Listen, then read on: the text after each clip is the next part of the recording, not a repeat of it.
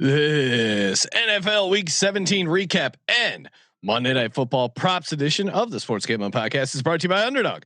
Underdog's hooking up new customers. Play just $5 and get $75 in bonus funds when you sign up with the code SGPN. This is Jerry Glanville, and you're listening to SGPN. Let it ride, brother.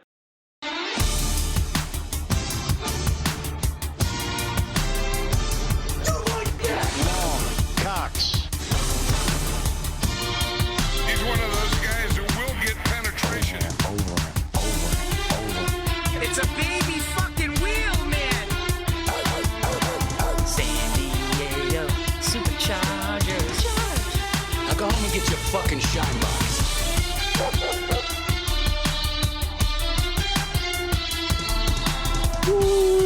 Welcome everyone to the Sports Gambling Podcast. I'm Sean, stacking the money green with my partner in picks, Ryan, Real Money Kramer. What's happening, Kramer? Dog. Might have a little Vegas voice. It's day 4. Oh wow, we really, surviving. Get it in there, huh? It's a family trip, so there has been limited access to the stuff you're not supposed to do. But there has been times where I've ushered the wife and kids off to doing something else, and I managed to find time to hang out with cousin Mush at the Circa. Nice. Found time to hang out with cousin Mush at the Westgate.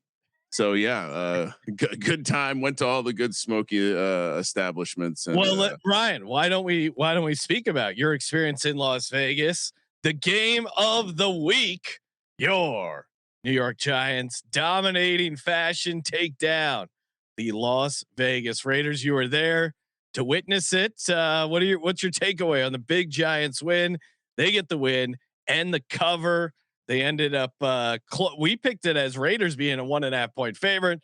Raiders started shutting down guys. Ended up closing Giants a favorite. The final was 34-10. You were there in attendance. Did you stay the entire game? How'd it go? Of course, stayed the entire time. If there's one thing I'm not going to do as a parent is teach children it's okay to leave a game early. Secondly, I would say this: we got there a little early, got to watch, some of the warmups, and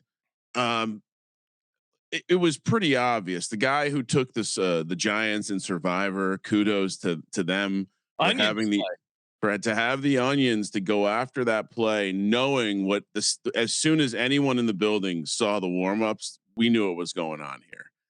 The Raiders were not trying to win the game. There were many times where. I don't want to say Pete Carroll was applauding penalties, but he seemed to be his energetic self even when things were going wrong. And then we got to see what happens when you let Jackson Dart free. They took off the shackles, the designed runs came back, and the Raiders suck. I mean, the Raiders are bad. The Raiders fans are pathetic. I hope that I never root for a franchise that the entire place was rooting for them to lose. They were booing Geno Smith even after he got hurt. Oh no, classless. The intro was crazy. They're cheering guys, and then they say Geno Smith's name, and it is the loudest. So loud. My kids are like, "What's going on? Why are they booing this man?" I'm like, "Oh, they want a new quarterback." That's so mean. And then when he gets hurt later in the game, it's one of those clearly some classy fans applauding, probably the Giants fans, which decent showing from Giants fans, and then the Raiders fans just booing. So classless fan base, classless organization, and it sounds like based on the puppeteering that Adam Schefter was doing out there leading up to this game, that perhaps we could be looking at the Raiders getting penalized some draft picks. What? I'm starting that rumor right now. Okay. So this is how you guys are going to get the number 1 seed. The NFL is going to step in and penalize the. Don't need the first pick. The Giants have their quarterback. The Raiders and Tom Brady can enjoy that nerd Mendoza. There was a report by Ian Rappaport that the Giants were going to consider all their options, including quarterback, and that Joe Shane would be back. Are you still predicting Joe Shane to be back, making that pick in the top 5? I'd say this. There, as you know, Sean, the NFL, the beat writers for the Giants they sometimes operate as trolls. And certainly with the Jackson Dart and the concussion stuff, they have been an amplifier of this news. That report by Ian Rappaport wasn't exactly amplified by the beat. There was a little bit of pushback. I think a lot of the beat have sources that don't believe that Joe Shane may be acting like he's going to be the GM next year. I don't know if that's going to be the case. And yeah, I mean, you want to talk about a reporter who just likes to hear himself talk. Really, a team's going to evaluate all the positions in the draft. Haven't heard that one before, Rappaport. Yeah, no, I mean, it makes sense. If you are picking high, you should consider all your options. But yeah, no, it'll be interesting to see. But again, congrats on the culture building win there, Ryan, for you. Well, pause, because we have to point out a couple things that happened that were very funny. So one of the main, I basically my children received 2 deep dives on what was going on in this game. One, and this happened not just my daughters and wife, but everyone else in my section were well aware that Daniel Bellinger anytime touchdown plus 750 was in my pocket. I was explaining to everyone how he's going to play every snap. He's going to be out there and everyone was rooting for me. The other one was I really explained to my kids, like, when you see number 2 out there, you're going to see a player. That's what it looks like to not have mental focus when you're playing a sport. Watch number 2, and then what does Deontay Banks kicker goes out and returns a kickoff for a touchdown with Sean? He's focused. The last time the Giants, well, he's been way better at that than anything else he's been, and that was like a punishment too. That's the funniest part. The last time the Giants returned to kickoff was, Sean, last year, week 17, when they were 2-13, and they returned to kickoff in a game that they won that they probably didn't need to win. And I don't know if you saw it, but after the game, Deontay Banks posted to Instagram that he will be participating in a drug test tomorrow. So the random drug test of the NFL continues to win. Yeah, no, they use it. So any other fun things happen at the game? I did shout out to Nick sitting in section 221. I did get we talked about this before. There are areas that, not to be expected, but if we're at the Circa, we bump into someone who listens to the show. Okay, that makes a lot of sense. Sitting at a football game with your kids, again, major flex. Now we're talking about a situation less than 24 hours previously. We were having a nice dinner at Sinatra's at the Wynn, Sean, and my daughters, like, all of a sudden we're sitting waiting for our table, and they get up and they run out. There's some influencer there. And they're very impressed. They're like, "Oh, you took us to a restaurant where there's some super famous influencer." And then on the heels of that, I get recognized at a football game. And here's the best part. Again, they're very up to speed. They know about number 82, Daniel Bellinger. We need him to score a touchdown. He screams down, "Daniel Bellinger."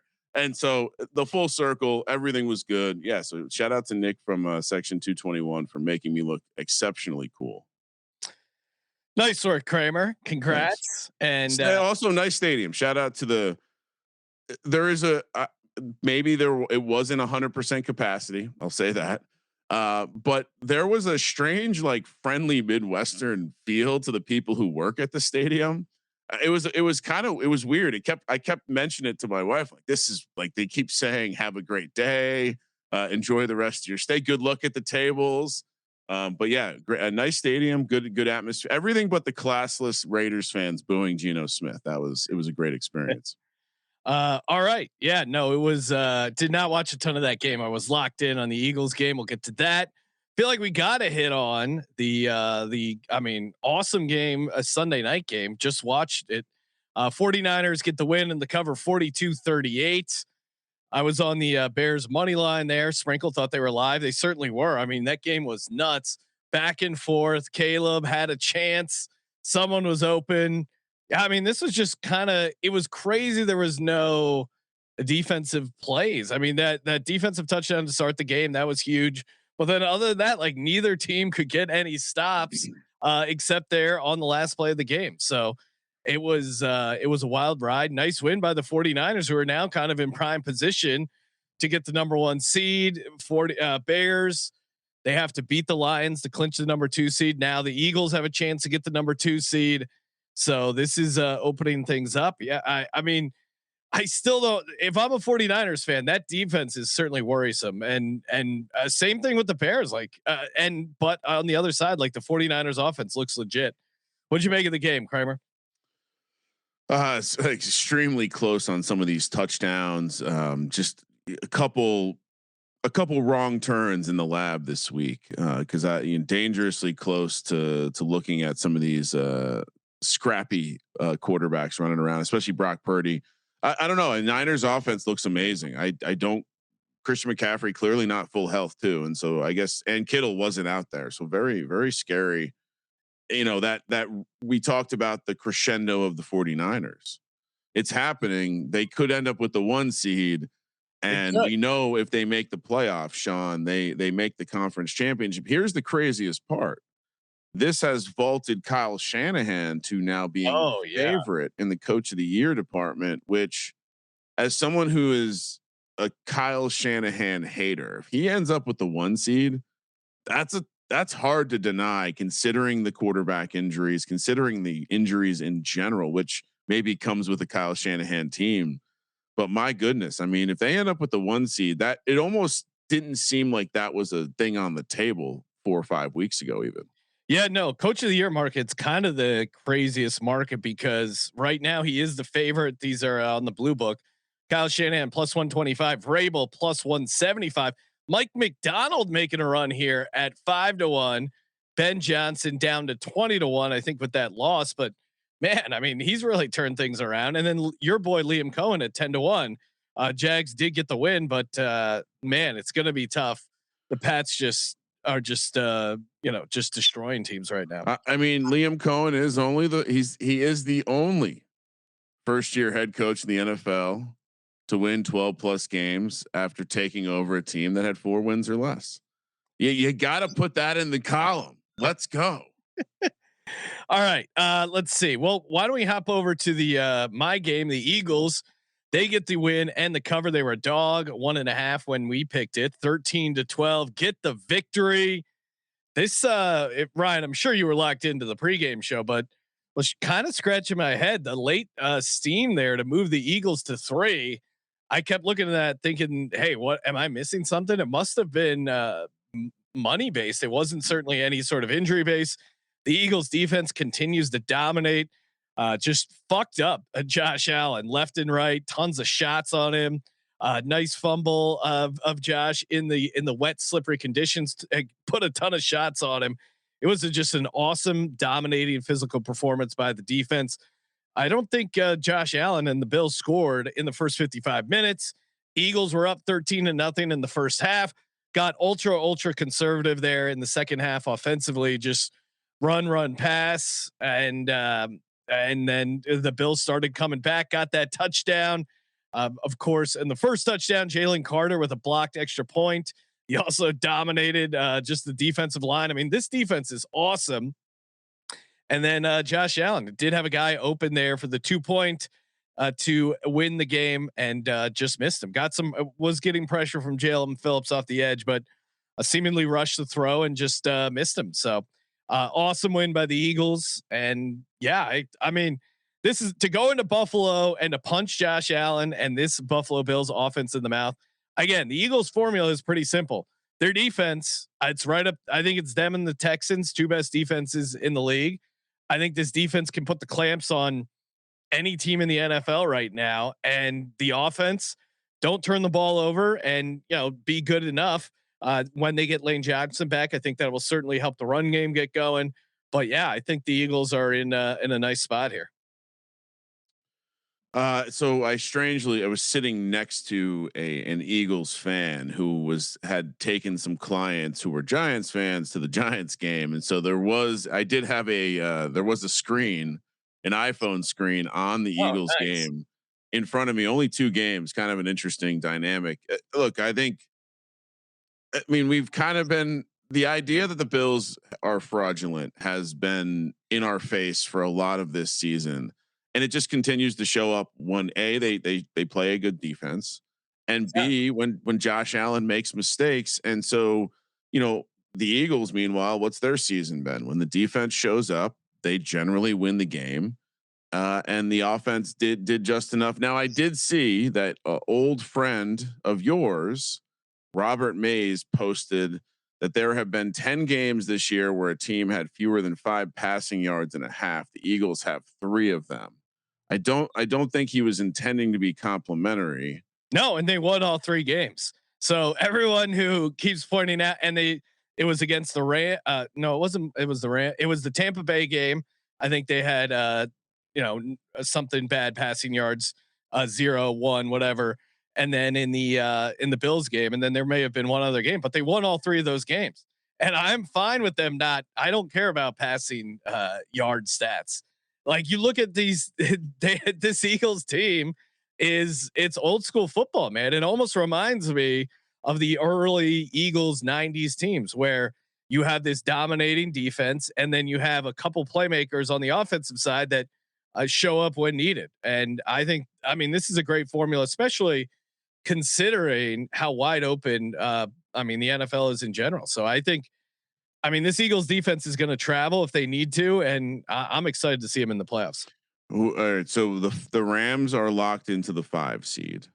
Okay, this will be this is interesting, and not to because it's tied to the Rams game, and I did not know this going into the week, Ryan. But now that the Bucs lost and that the Panthers lost, if the Falcons win both games, so if they win the Rams game and then their final game, the outcome of the Bucs Panthers game does not matter. Now, the NFL scheduled the Bucs Panthers. They moved it to Saturday to make sure that it's competitive there. But if the Falcons win both games, and Carolina loses, they would all be 8-9, but Carolina would win the 3-way tiebreaker. Kind of a crazy scenario. The Falcons have no chance to win the 3-way tiebreaker, but they have a chance to initiate the 3-way tiebreaker. So if the Falcons beat the Rams, then the Bucs don't automatically win the division with a win, which was not on my radar. Wait, so if the Falcons win, if the Falcons win twice and the Panthers win it because they have one more win, correct? Yes. Yep. Yeah. They would have 9 wins, but if the Falcons win both games, it doesn't matter what the Panthers do. They win the division. So kind of crazy. So, all right. So that matchup is close to locked up. One of those 3 teams and the Rams, the other 2 playoff teams, it's either going to be the Niners or the Seahawks in the 6th spot and the Packers in the 7th spot. Would you prefer to have the 2 seed facing the Packers, who have a bit of a quarterback controversy on their hands, or would you prefer to face Sam Darnold and or Brock Purdy? Yeah, I guess I would say Green Bay, because that would mean that we have the 2 seed. If we're just looking at opponents, Seattle has been good on the road, but I'm certainly not scared of Sam Darnold in the playoffs, and even Sam Darnold in that Panthers game, which we'll get to. He certainly had a couple, handful of, oh shit, Sam Darnold, what are you doing type moments. So certainly some scary moments there, even though you look at the score, it's like 27-10. A lot of that was just the Panthers pissing down their leg. Again, it was in every other game. The 49ers, obviously that offense is kind of scary, but I think that this Eagles defense at home would get up for that game. And I think we match up pretty well against the 49ers offense. And I think there's a ton of opportunities against the 49ers defense. And then the other team, it would be the other potential would be the Rams. Or no, Rams are locked into the 5 seed. So it's Niners or Seahawks. Niners or Seahawks. Yeah, I guess out of all those teams, I would start with the Packers. And then I would say, Seattle because of Sam Darnold, but and then 49ers, the team I least want to see of those 3 if I was power ranking them. But I guess because the 49ers offense is clicking so well, and they do have some, you have Christian McCaffrey, you have a couple other guys on there that could be tough, but feel pretty good about any of our matchups at home. Again, with this defense playing the way it is. Now, Ryan, I would ask this to you as a fan in my situation as an Eagles fan. should the Eagles rest their starters going into next week? Because now they would need to win, and they would also need the Lions to beat the Bears to get the 2 seed. Or do you rest some starters with the hopes that maybe you do get lucky and you get the 2 seed? I'm kind of leaning more towards the idea of I would actually prefer that they rest some of the starters. Now, if they end up getting the 2 seed, that's awesome. But to me, the Eagles' strength as a team is their physicality, especially on the defensive side. So being well rested going into the playoffs, I think is could be huge. And it'll be interesting to see what the Rams do, Ryan, Monday night here. As you mentioned, they're locked into the 5 seed. They have 2 games left. I don't think they're going to totally lay down, but we've seen them be aggressive when it comes to resting guys. And what about the other team? Like, I would love to rest some of these guys, especially on the defensive side. Some of the offensive line, I don't. And previously, where they've tried to play for a position, AJ Brown got hurt against the Giants. You remember Christian Watson? Who's it, like Keenan Allen? Like, guys getting banged up before a playoff run is insanely frustrating. And I don't know, especially this year, I don't know if there's a huge difference between the 2 and the 3 seed. What would you do? I think the defensive side of the ball has earned rest, and I think the offensive side of the ball, I don't know if I'd rush Lane Johnson back, but they don't need to be resting. They need to be getting out there and doing something. So maybe you take them out in the second half or something, but I could see sitting down Jalen Carter, some key defensive guys, Quinyon Mitchell, whatever. I would be shocked to see them do that on the offensive side, unless guys are actually hurt. Then yeah, maybe use this as an opportunity to get a bye week. But the offense, probably needs as much practice as they can get. And maybe if the defense has a bad game, gives them some more reps to work some stuff out. Yeah, but also too, like, I mean, part of the offensive issue was just they were being incredibly conservative play calls. Like, and Jalen Hurts looked good. I thought the majority of the game, his ball placement was good. They're just not getting a crazy push in the run game. And if you're gonna put Lane Johnson out, I mean, I don't know. It's a tough situation because I would hate to see Lane re-aggravate something. He probably wants to go out there for at least a couple series to shake off the rust. But again, like, he does make a difference to the offense and the offensive line in general.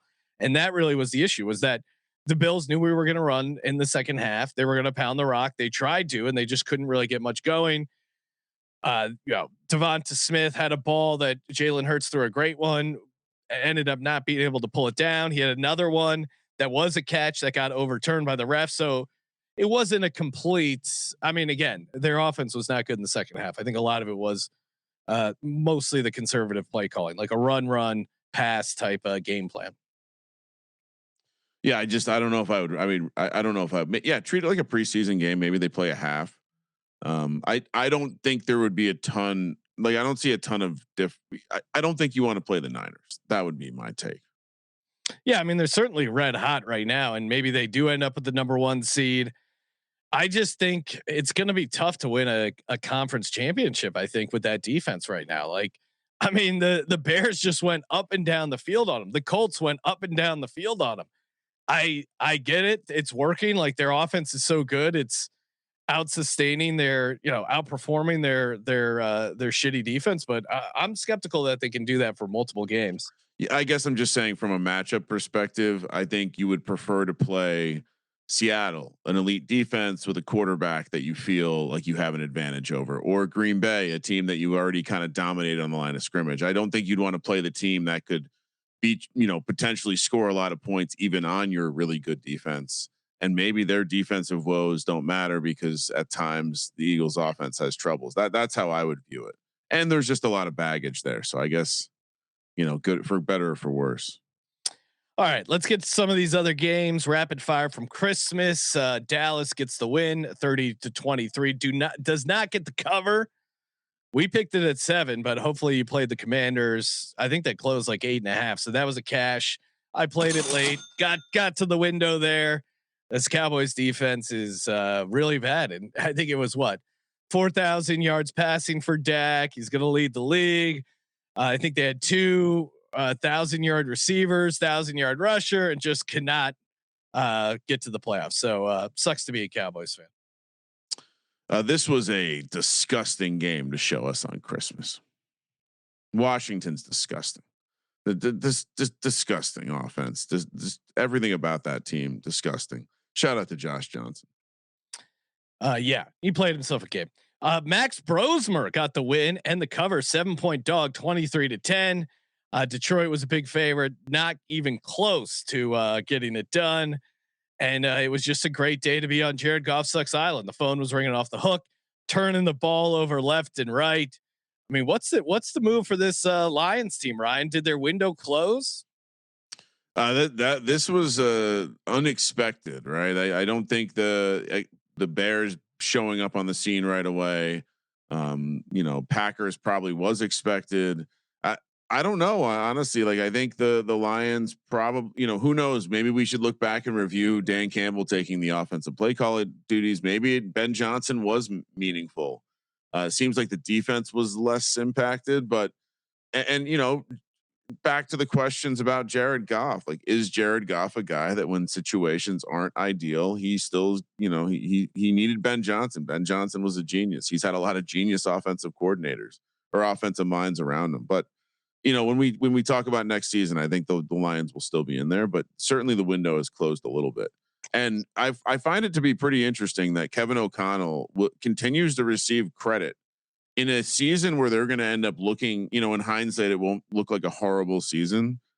Brian Flores has put Kevin O'Connell's long, lanky ass on his shoulders and just carried it. I mean, they didn't. The offense didn't do shit in this game. Brian Flores dominated Jared Goff, and I don't know.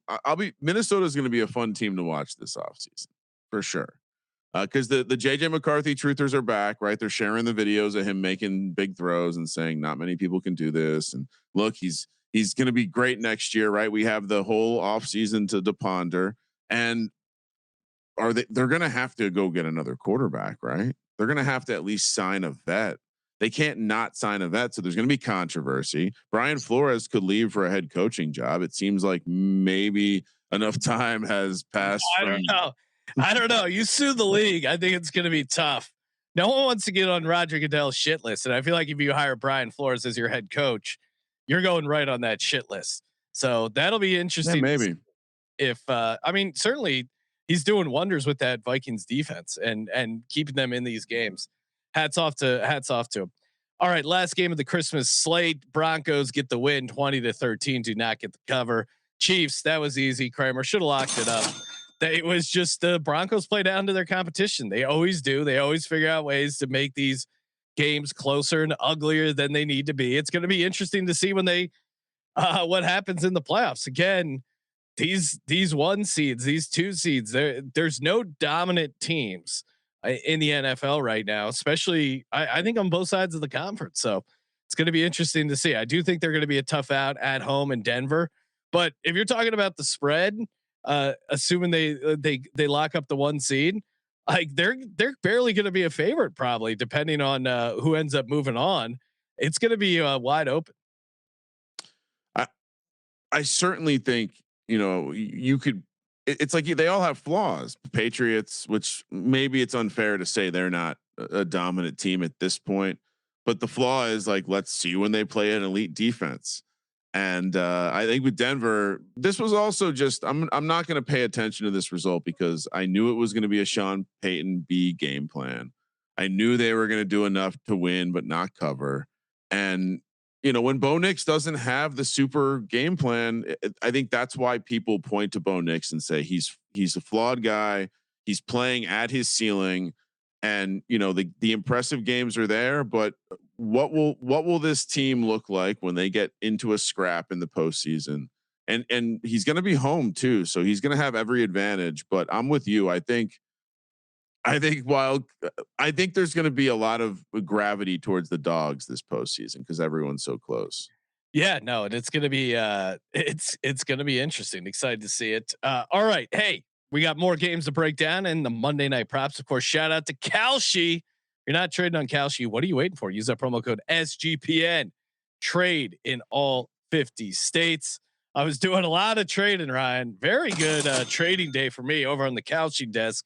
Knock on wood. We'll get to some of the stuff we tossed out on the pregame show. Of course, my locks of the Saints and the Bengals today, both relatively easy cash. The Saints was a bit of a sweat, but trading great numbers over on Kalshi. Did not get the Bears Kalshi trade home, but get involved. Available in all 50 states. New traders get $20 in their account.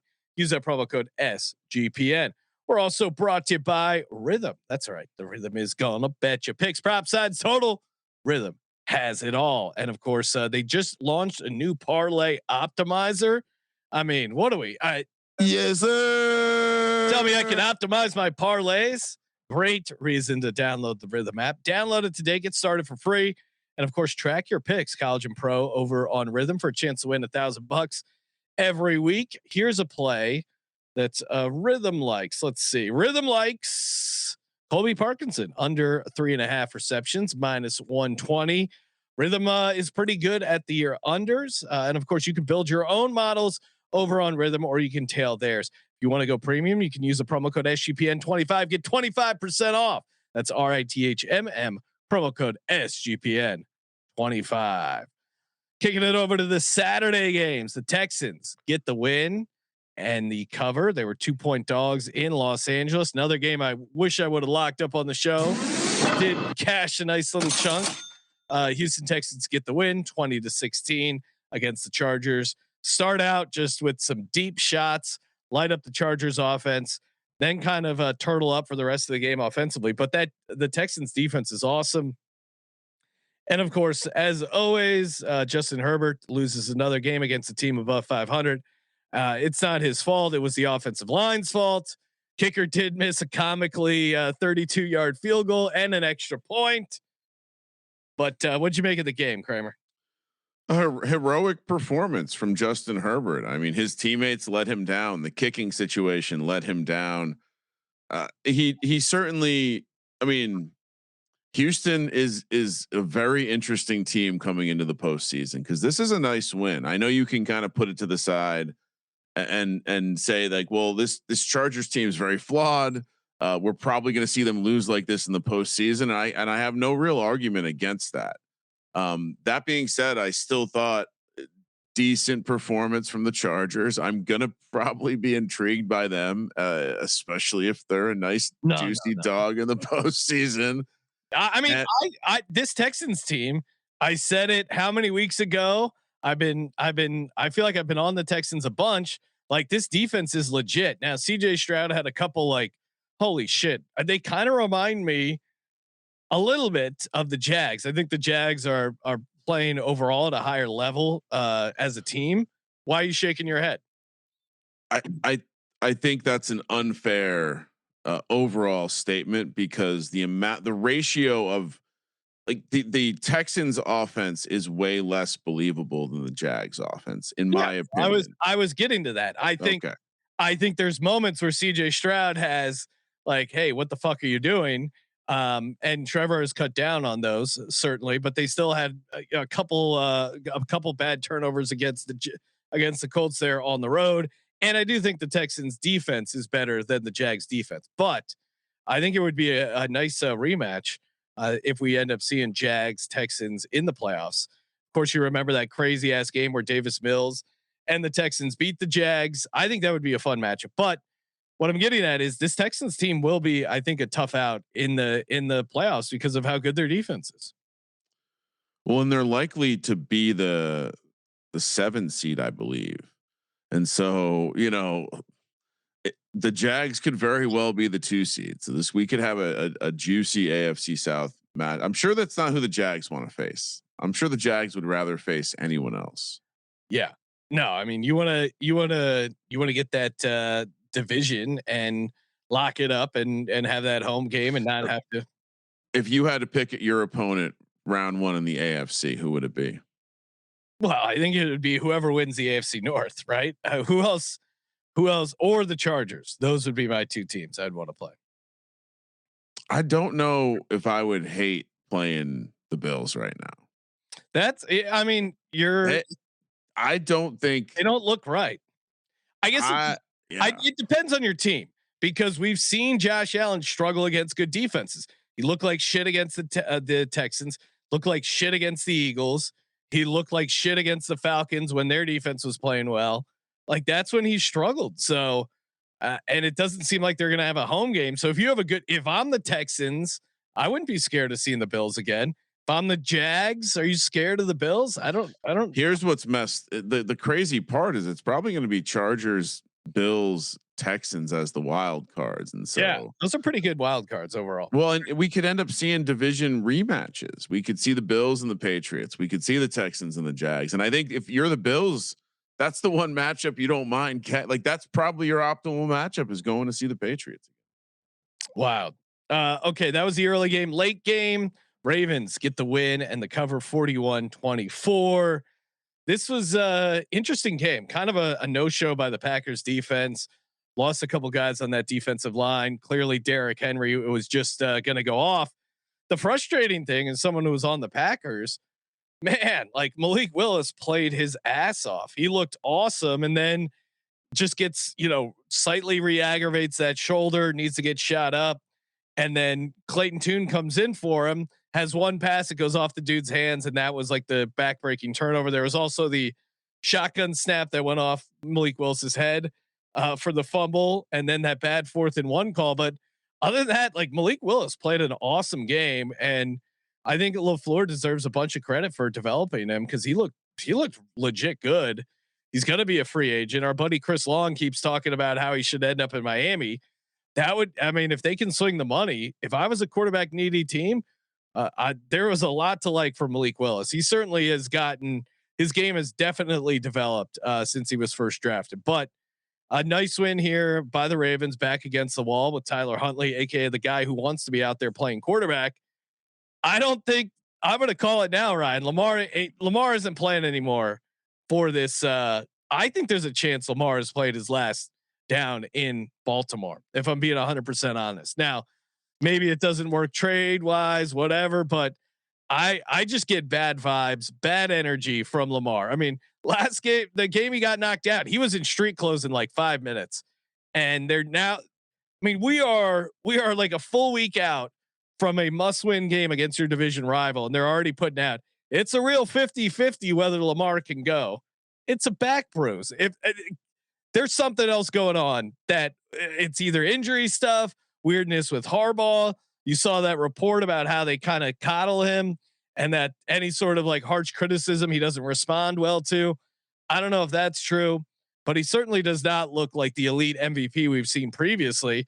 And Tyler Huntley is a guy who wants to play. He's playing his ass off for that team right now. And certainly unleashing Derrick Henry was a huge step up for the Ravens. It's almost like Todd Monken got locked into a room and someone said, "You're gonna run Derrick Henry this week." Oh, yeah. Sean, who has multiple first round picks next year that could potentially trade for Lamar? Well, the Rams do. That's pretty interesting. They love to get rid of draft picks. Oh, maybe Stafford retires, hangs it up. But I have a more interesting one. Okay. Historically, this coach has not been good defending Lamar. Aaron Glenn and the New York Jets. Oh, wow. And that certainly would be a very high pick. Well, and they have remember they have the Indy pick from Sauce Gardner, who is the first player in NFL history to be on 2 separate 1-7 teams. That's a hilarious stat. That he was 1-7 on the Jets and then came over to the Colts and was 1-7. Just wild. And 1-7 on a Colts team that just got eliminated from the playoffs this week. So wacky ass. Anything thoughts on the Ravens? I'm still not sold on the Ravens, but if they're going to feed Derrick Henry like this, and if they're going to leave Huntley in, they're intriguing. They're intriguing. Does the loser get fired? No, come on. Tomlin's fine. He won his 9 games. I would be surprised if they fire Tomlin, but you never know. This certainly wasn't a good win. I think it depends how they lose, that whole stuff. But maybe it is. Maybe Pittsburgh wants to change the guard. I would be surprised if we get another year of Aaron Rodgers, but he's playing at like a decent level. It's not like he's completely cooked. I mean, to your point, I continue to be blown away by the Ravens lines, and they're like what, laying 3.5 in Pittsburgh next week. Yeah, I think my take on Someone as this. a dog. My take on this is that if the Ravens miss the playoffs, which I think is probably the side I'll prefer, then Lamar and Harbaugh might not be back with that team. You know, to your point on the Ravens are a franchise that will, do the right thing for the franchise. And if they think it's time to do a little reset, what better time to reset with a new coach, a ton of new picks, and there will be quarterbacks available like Malik Willis.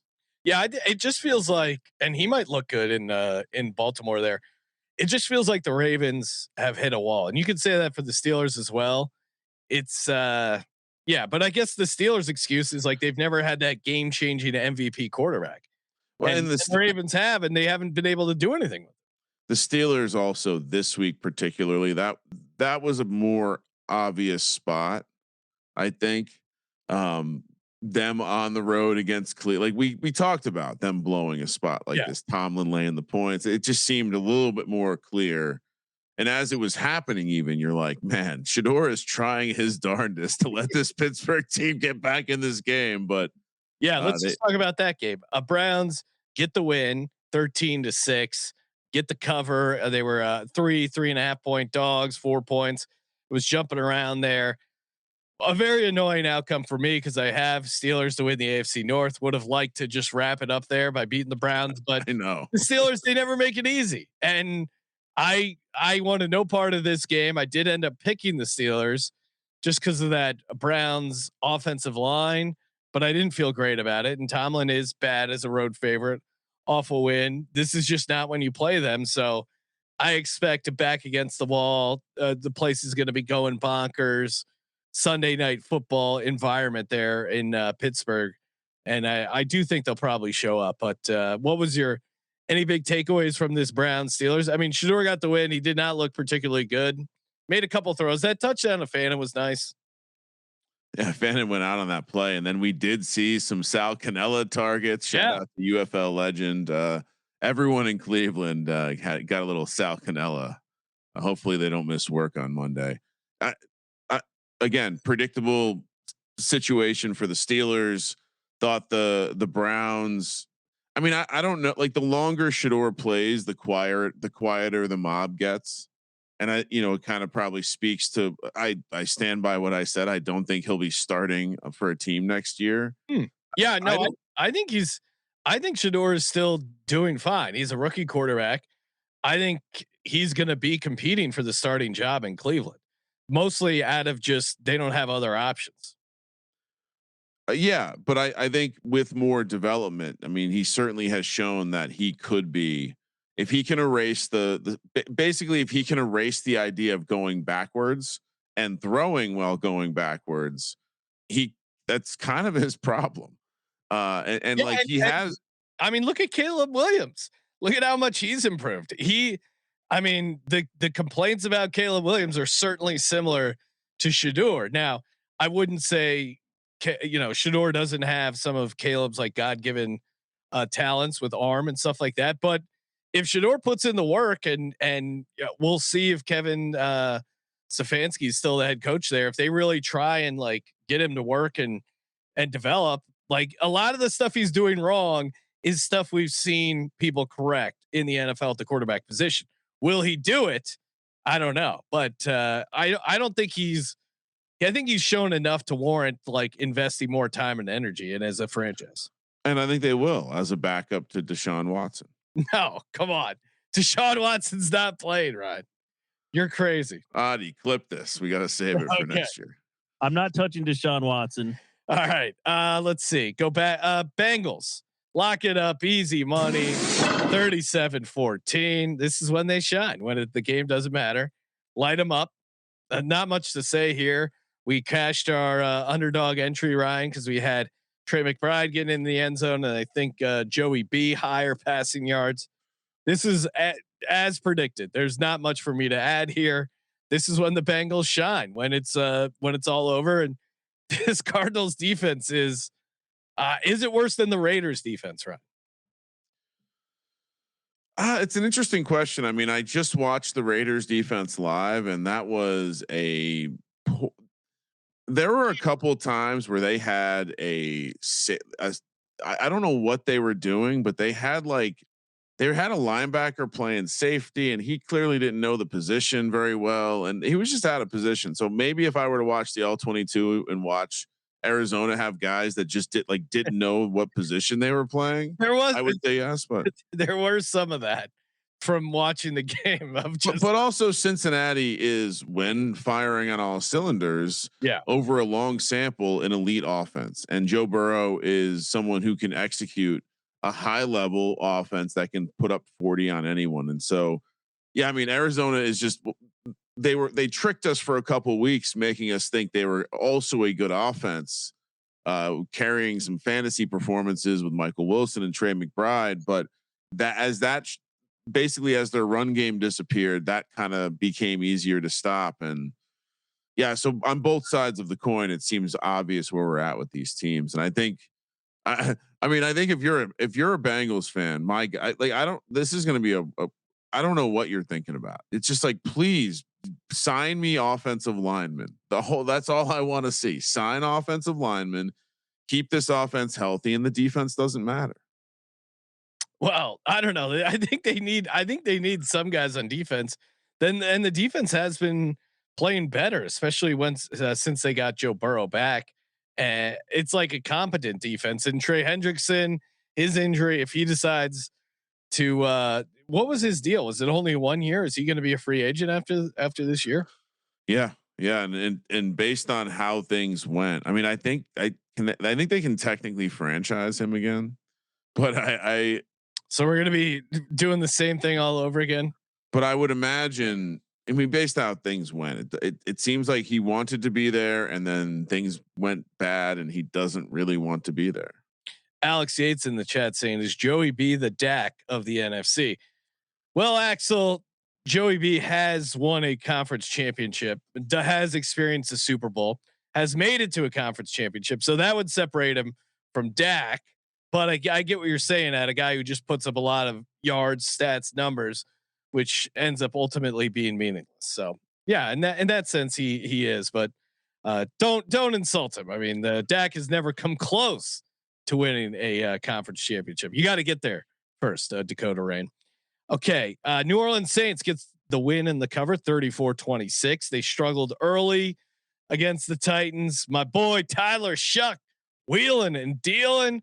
Ryan, he is now over on the blue book, that pretty much even money. He's like at plus 110. Tet McMillan at plus 100 for offensive rookie of the year. Obviously, I'm pretty locked into that race. Tet McMillan, 1 catch, 5 yards, did not help himself. The problem is they play this Bucs defense next week, and Tet might go off again. But if Tyler Shuck wins another game, he certainly looked really good. And the Saints are rolling here. I mean, this was a weird game. The Saints wanted nothing to do with it early, it seemed. Yeah. And the defense kind of scored that touchdown. Cam Ward, I thought, played pretty solid. I thought the Saints defense figured some stuff out and made it harder for Cam Ward. And then, I mean, again, I think what's interesting about this Saints team is you would not be expecting them to be doing it without much of a running game. Yeah, although they did, they got Estime going this game, 14-94 and a touchdown.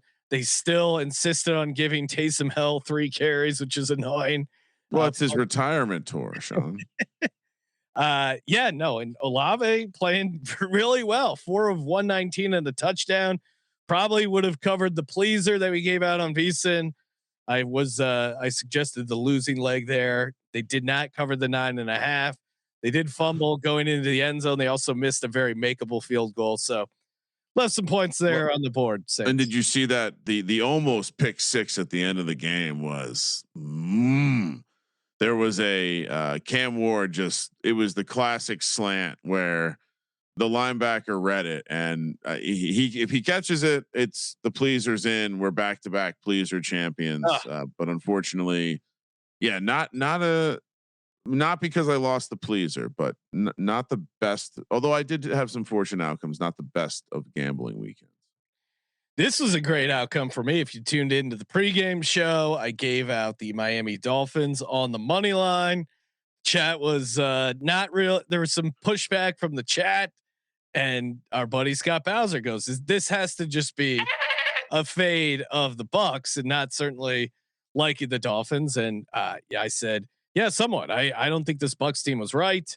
Don't think their defense was very good, and I thought again what I saw to Quinn Ewers in that first game in the design stuff with Mike McDaniel. There was some stuff he was doing right. And we saw that against this Bucks team. They get the win and the cover as a dog here, plus 200 on the money line. That was very nice. Trading that live over on Kalshi. They won 20-17.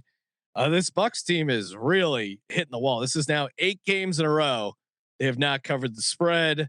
Just I don't know what to make. The defense is more surprising, and I guess they only let up 20 points.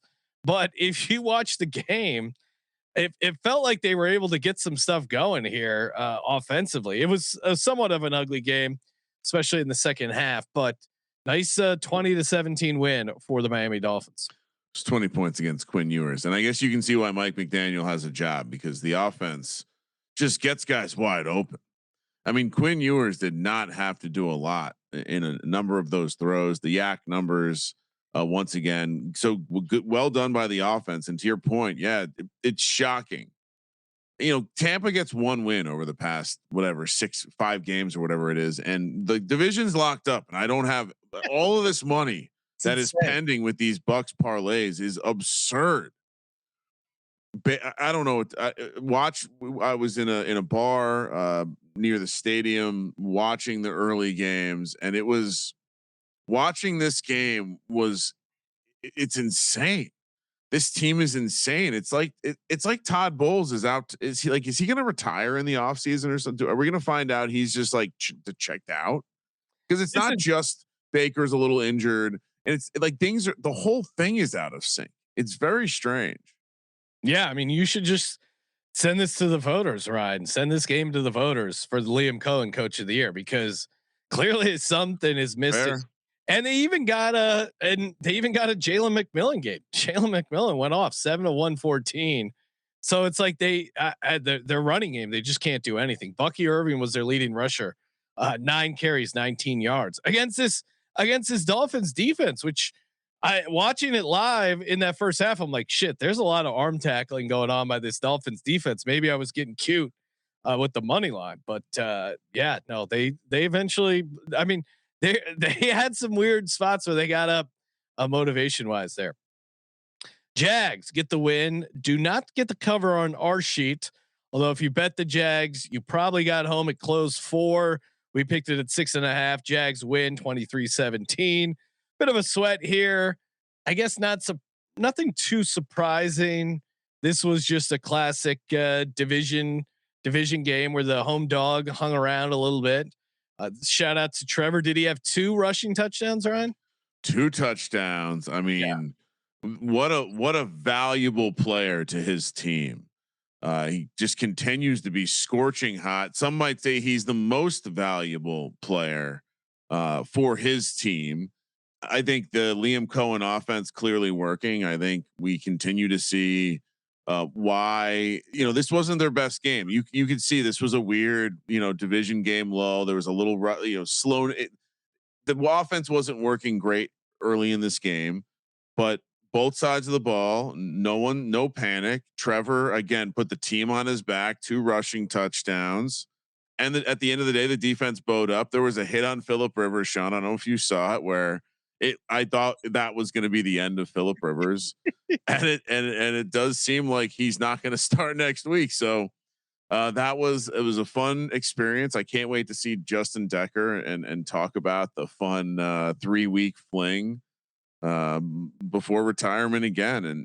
But he needs, for Decker's screenshot, he does need to play one more game so he can get past Ben Roethlisberger in all-time passing yards. He's now, I think he was 250 behind him going into this game. I don't think it's happening. I think they're going to start Riley Leonard. Oh no.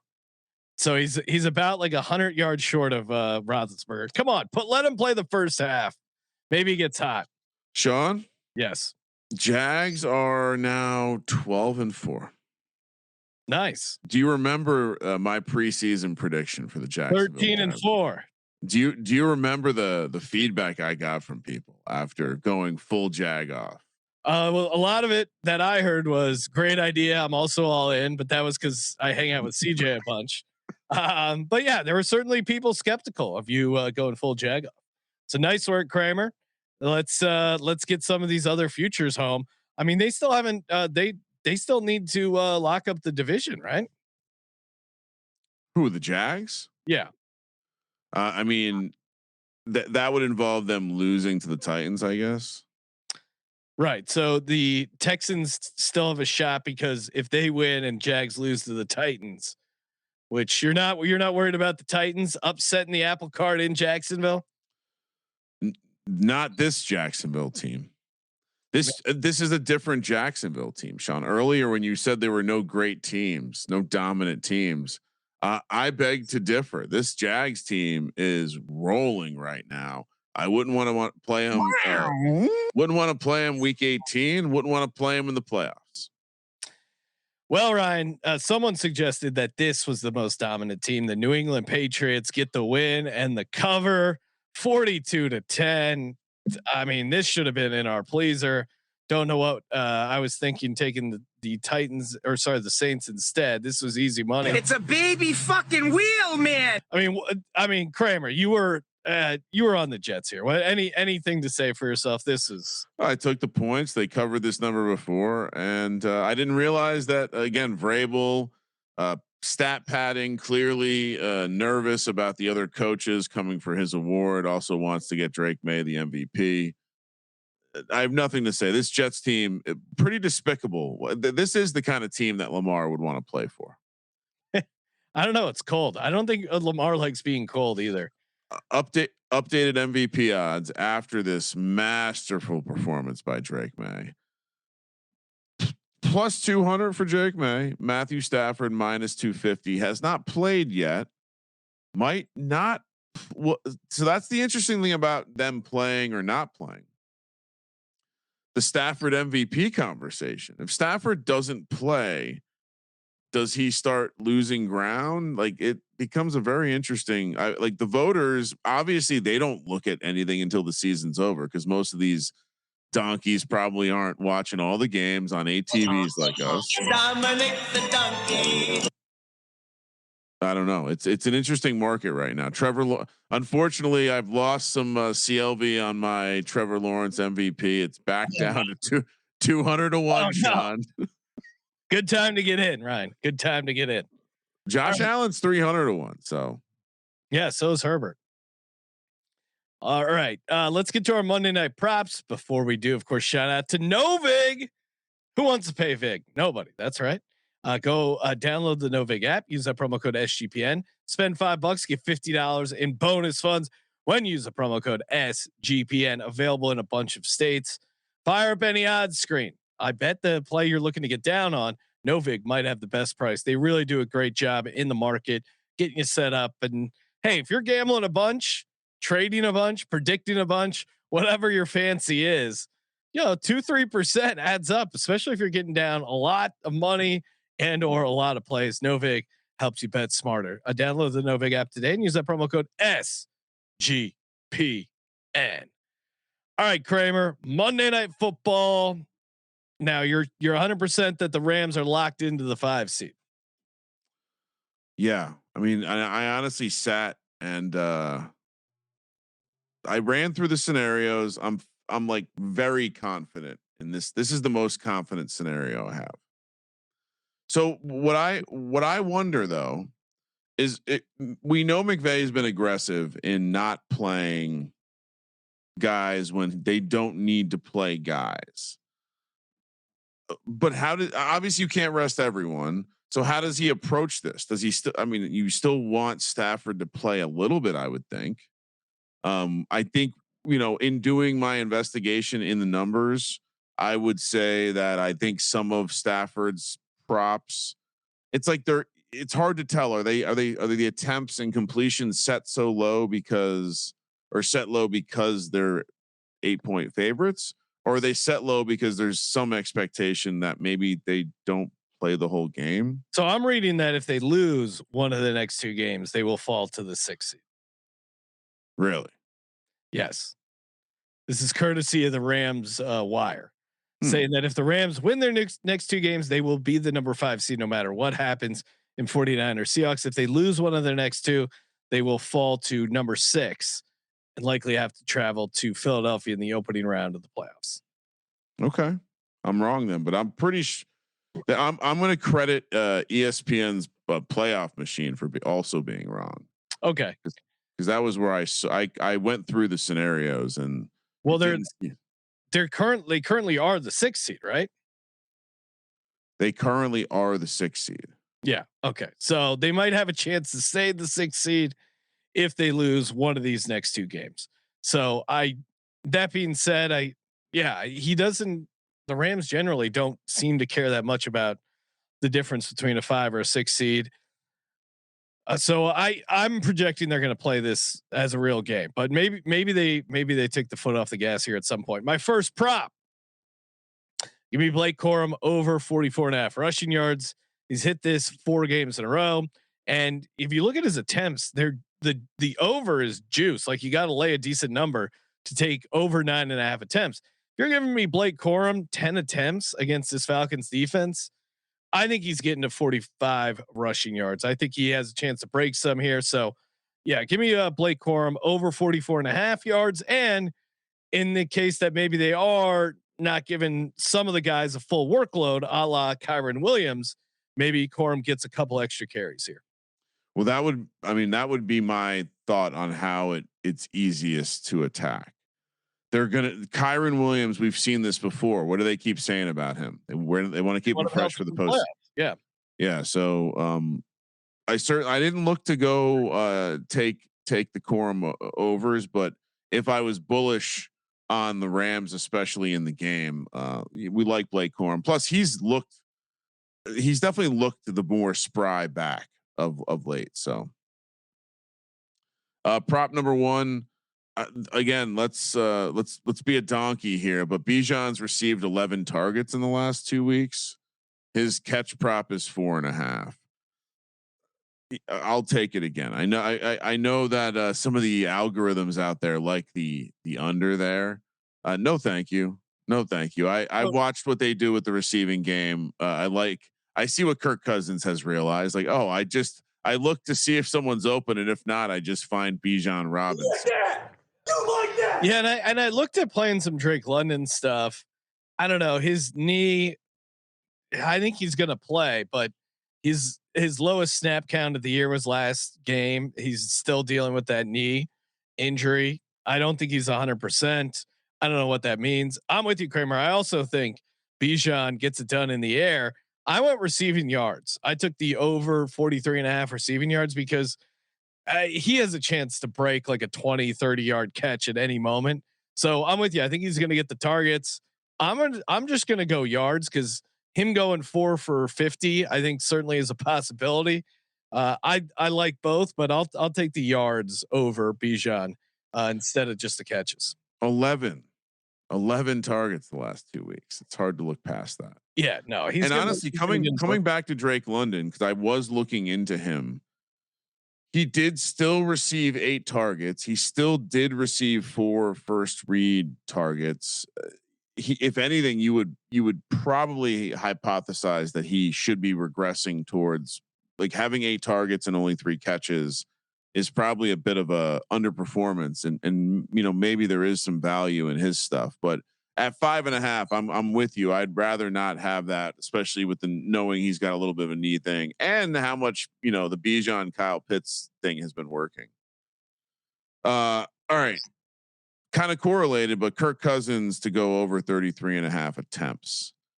I just don't think this team, I think they're going to struggle. I think the defensive front and just the way that the defensive coordinator of the Rams, Shula, who I've looked into a little bit because he could be on the coaching radar for the Giants. And I would say that he certainly defends the run first, and they've been pretty good at defending the run. And I think the Falcons have figured out Bijan's. It's easier just to pass the ball out wide. It's the same effect. And so I think we're going to see a lot of Kirk Cousins. They are 8-point favorites, so if they're trailing, this obviously works pretty well.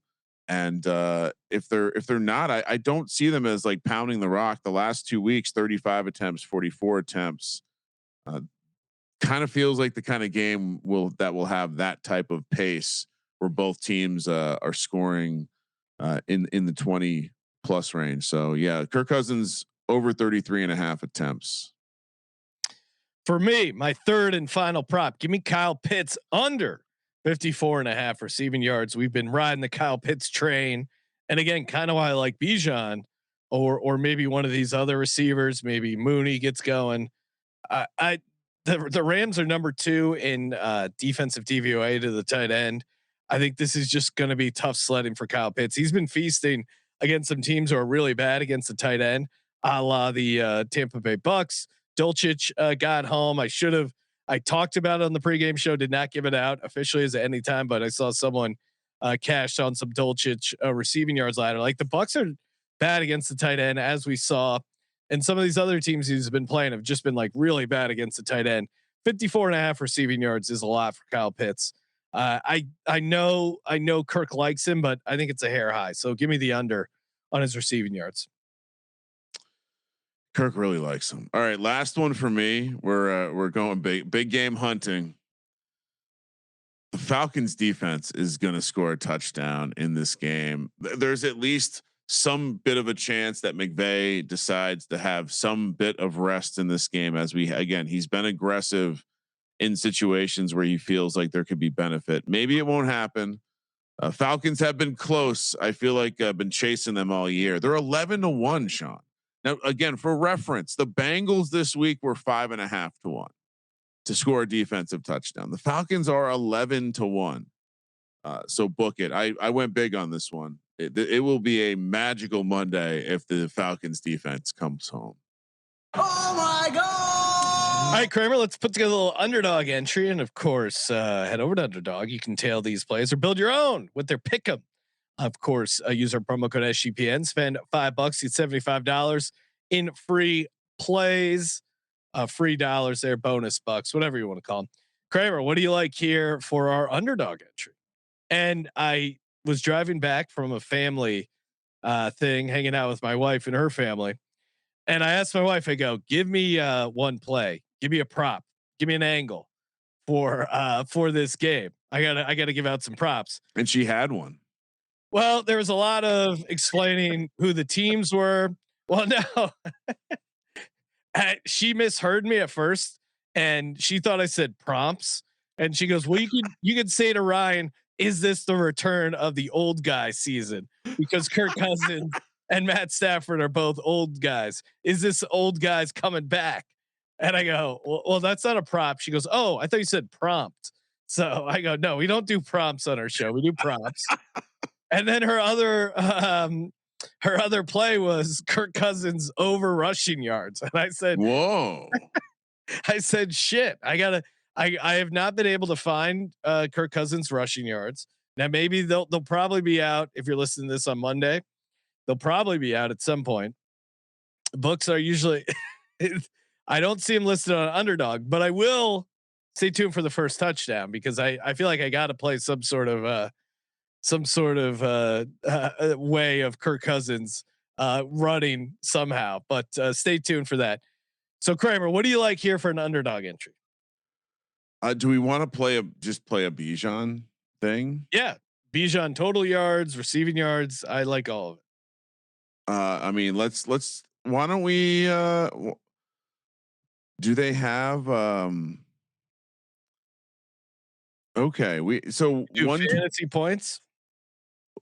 I was looking at TAR. Yeah. Fantasy points is 18.65. It is a half point PPR over there on Underdog. Yeah.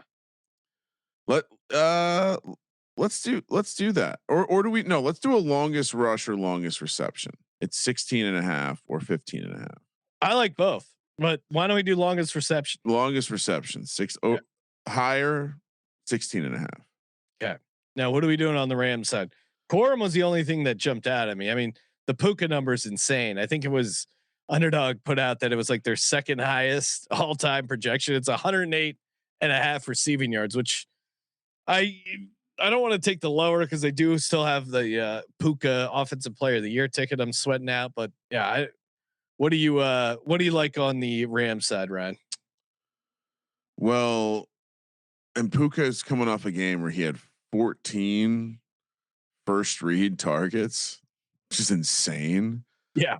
So it is hard to not look his direction, but do we want, I know a guy that typically pops on the algorithm is Colby Parkinson. Only had 2 catches last week. Oh, don't I know? I was on him. Yeah, Rhythm likes his lower 3.5 receptions. I wonder if we don't grab his. Yeah, I don't know. I mean, I don't. You know what? Let's just play your quorum then. I don't have a strong feeling on Parkinson. Yeah, I mean the tight ends are kind of a crapshoot between him, Allen, and Ferguson. I kind of think he would have a bounce back game, but I don't feel strongly on it. So yeah, Blake Corum higher, 44.5 rushing yards. Bijan Robinson higher, longest reception at 16.5. Nice little return here. And of course, use that promo code SGPN, Underdog Fantasy promo code SGPN. All right, Kramer, we got our first touchdown plays. We got our DGen plays. What are you doing over there? Oh, yes. Let's start with the first touchdown. All right. So I think first up, I'm chasing Atlanta defense. So Atlanta defense is going to be on the card. And you know, Atlanta's a nice 8-point dog. So again, always a good strategy to go big on that side. You're going to get juicier prices. We've seen how much they've used David Sills in the red area, in the red zone. They clearly trust him. They've talked about, the coaches have talked about it. Kirk Cousins have talked about it. David Sills is 80-1, Sean. We talked about how Drake London has a knee injury. So much consolidates towards Pitts and Drake London and Bijan that, you can even get a good price on a guy like Mooney who's out there running a ton of routes. But let's go Sills 80-1, Atlanta defense 60-1 for the Falcons. And then we are still talking about Kirk Cousins. So Rams defense has to go on the card this week at 45-1. And kind of a tricky situation here with the Rams. I didn't really know how to attack it. So I'm going to take a little bit of a long shot, and you can probably have fun with this one, but give me Ronnie Rivers 100-1. If they dial back the running backs and they decide they want to keep Kyron Williams fresh and Blake Corum isn't out there and this game goes a little bit before there's some scoring, Ronnie Rivers 100-1. Okay. Yeah. Ronnie Rivers maybe getting a little cute there, but it is 100-1. All right. My last touchdown is 75-1. If you're now, that's interesting. First touchdowns, Davis Allen 18-1, but I'm loading up on the Falcons. Give me Mooney 27-1, Sills 80-1, and Kirk Cousins 80-1. He already had a rushing touchdown this year, right? I don't hate play. It's prime time.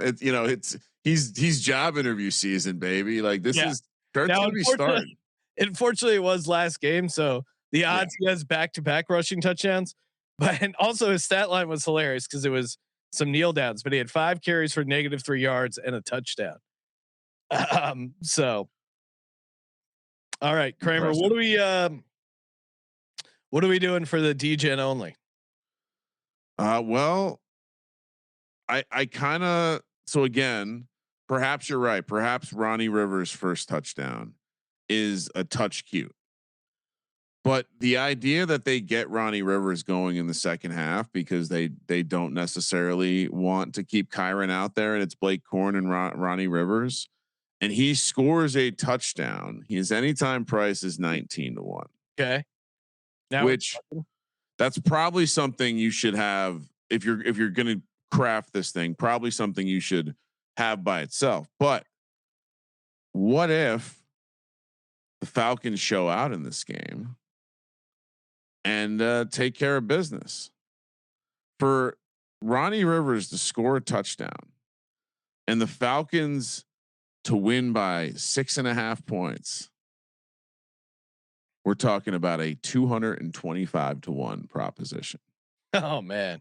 Oh my God. Why not us, Ryan? All right. So for me, classic 2x4. Two guys on one team scoring a total of 4 touchdowns. Give me our boy, Bijan Robinson, 2 touchdowns. What do you think his 2 touchdown prices, Ryan? Plus 220. No, it's 5-1, which is actually kind of fun. So I'm calling it. It's a 2 touchdown. Sean, hold on. Derrick Henry's 2 touchdown price was like plus 285. Yeah. So that's a great price. I think so. This Rams defense is kind of sketchy in my mind. Bijan 2 touchdowns, Tyler Algier 2 touchdowns. So I'll play these straight, but also the Tyler Algier 2 touchdowns are 17-1. Bijan 2 touchdowns is 5-1. Combine them, 137-35. So I think there's definitely a world where the Falcons get 4 touchdowns from their running backs. Maybe Bijan has 1 or 2 in the air. Tyler Algier, they love him near the goal line. Let's go, baby. Yep. Just to be clear though, that's a 2x2, right? 4 total touchdowns. No, 2 guys scoring 4 touchdowns. Got 2x4, baby. Got it. Shout out to Van in the chat saying, "What are your thoughts on Mumpfield? Does he get more looks?" I don't think so. I'm not. You can get cute. I would rather get cute with Sills than Mumpfield. Would be my take. But Kramer, any thoughts on Mumpfield? I think if you're talking about counting stats like receiving yards or catches, Mumpfield is more interesting than Sills. But if you're talking about building a gnarly reverse correlation or a touchdown bet, Sills is more interesting. Yeah. And I think, I think Mumpfield, I would just play his touchdown stuff and not necessarily some of the other props. Oh, really? Okay. So the opposite of what I would do. I think, yeah. Cause I've only seen him. I mean, I feel like how many catches does he have that? He's coming off an 8 target game, 3 catches for 40 yards. So, there's involvement there. Devontae Adams is out again. Fair to expect similar usage. Granted, that was a crazy shootout, 37-38 in overtime. But yeah, maybe this could be a shootout, Sean. I mean, we definitely. Yeah, I don't know. I don't have a great handle on Mumpfield. To me, he's a stay away. There's more interesting stuff. I like Van also saying Kirk Cousins over 50 rushing yards, 80-1. Yeah, no, I don't. His longest rush is probably over like 1.5 yards. I do also want to point out that Stafford's interception number, you can find a plus 160 for him to throw a pick. Yeah, check that out on Novig, Kalshi, both promo code SGPN. Sign up over there, get those sweet bonuses. Hey Kramer, when we're live again tomorrow, 4:00 Pacific, breaking down college football playoff picks. Let's go. Thank you everyone, as always, for tuning in. Answering all your questions and comments over on Spotify. Thanks to everyone who tuned in to the pregame show. Hopefully you tail with the Miami Dolphins money line. That was a pretty fun sweat there. And of course, as always, thank you for participating in the Sports Gambling Podcast. For the Sports Gambling Podcast, I'm Sean, second the money great. He's Ryan. Go Falcons. Great. Let's